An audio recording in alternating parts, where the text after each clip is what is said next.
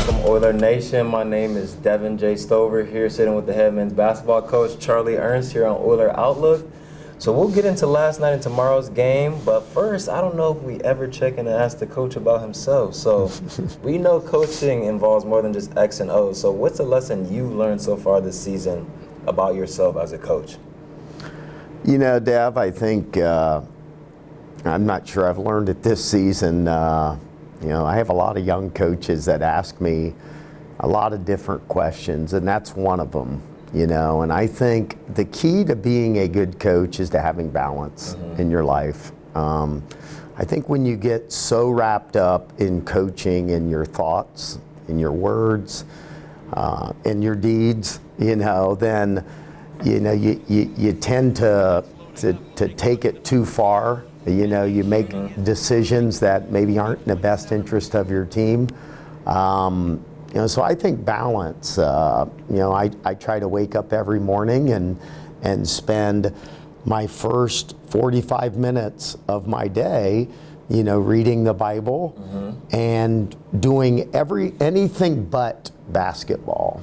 And it's not the only time of the day, but that's how I want to start my day. Absolutely. And, you know, then after that, you know, I usually spend time with Roger.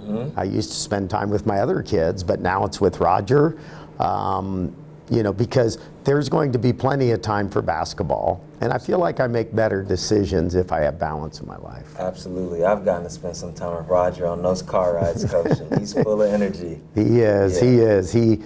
Yeah, if I'm ever having a down day, he's my pick-me-up. Yes, he is. Yes, he is.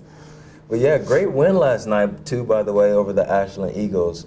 So how do you maintain focus and consistency after such a high-scoring win, ensuring that the team doesn't get too complacent?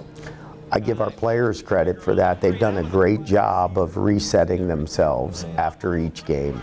You know, we celebrate wins. You know that from when you played. I make sure that players enjoy the win. You know, I don't want to move on so quickly that you can't bask in the work you put in, because it is a lot of work and it's a lot of preparation. And when you are successful, whether it's in sports or in any walk of life, you want to give your body and your mind an opportunity to celebrate it. So we do that, but I think our players now are trained and they come from good high school programs, you know, and so this is something that's been instilled in them that, you know, while you can be happy about your achievement, and you should, you know, the most successful people are able to move on and find the next obstacle. And for us, the next obstacle is Tiffin. Yes, it is. And it looks like we're about halfway through the season. So as the season progresses, what areas do you believe require further improvement to ensure continued success and a deep postseason run? Yeah, this is the dog days of the season here. And, you know, while it is the halfway point or just beyond the halfway point in terms of games that you play, we're probably more like, you know, 2/3 to kind of zeroing in on 75% of the way through our season in terms of, you know, the season from the day practice begins until the last regular season game. So when you look at it that way, we are certainly in the dog days of the season. And so now we start to tailor back the time of practice. You know, we focus more on, you know, what the finer points of our team and where we can improve. You know, I think for us, the hardest thing, you know, the biggest adjustment we've had to make as coaches and players, I feel like our press and our style has had a bigger effect at home than it has on the road. You know, it's not as though our press hasn't worked on the road, but case in point, Ohio Dominican only had 4 turnovers against us, you know, which, guys, that might be a season low for them. And we pressed them, you know. I've been really, you know, trying to talk to our team about, because I feel like we've played a little tentative in our press on the road, is to play with more of a free spirit on defense on the road, just like we do at home. Got you. And, you know, I think that that's a big step for us.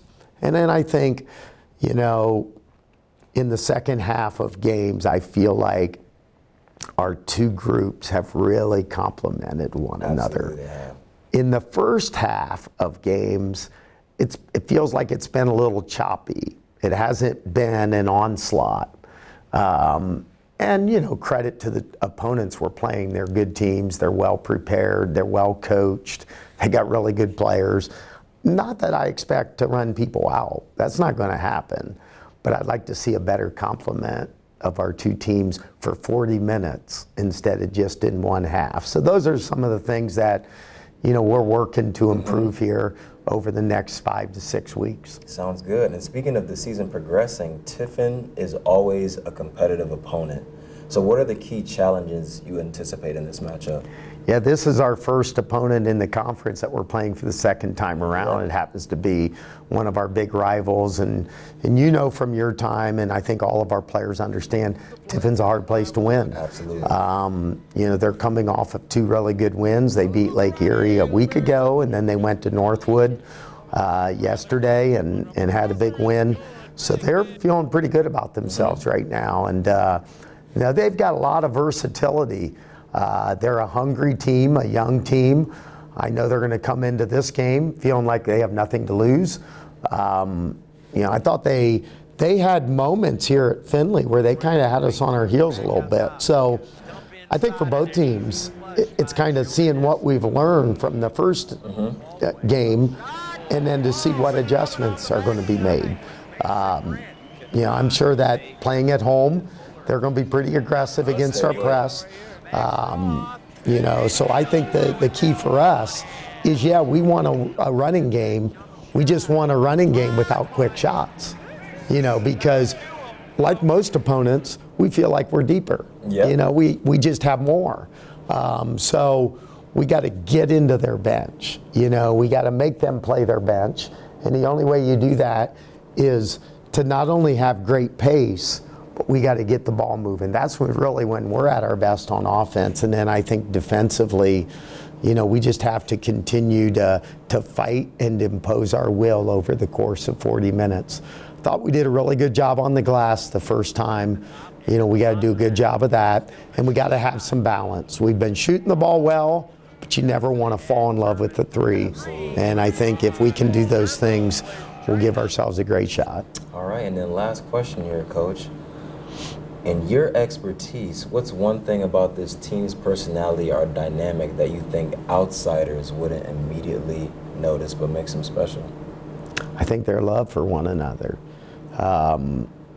You know, we have a very, very unselfish team, and they truly care about each other. And every coach wants that with every team he coaches. And it only takes one guy to be outside the boat to wreck that. You know, I think it's our love for one another, our team's love, our players' love. You know, they truly care about each other. You know, I don't want to make this a religion podcast, a Christianity podcast, but we've been meeting with the College First Church pastor. You know, we have a Monday night that we meet with him, and I make it, I don't make it mandatory. It's all voluntary. And literally every time the whole team comes and they participate and they want to. And man, I feel like there's been a lot of things happening with this team that the average person wouldn't know, because what they focus on is the ball going through the hoop and the high-flying dunks and the great hustle, and those are all great things. But there's a lot happening with this group behind the scenes that's contributing to our success. No, absolutely. Special team, special coach, special man above watching over us all. But you know what? I love seeing this team. They look passionate, and I'm looking forward to that game tomorrow, Coach. All right. Yeah. Thanks, Deven. So, yeah, thank you guys here. It's been Deven Stover and Coach Charlie Ernst here on Oiler Outlook.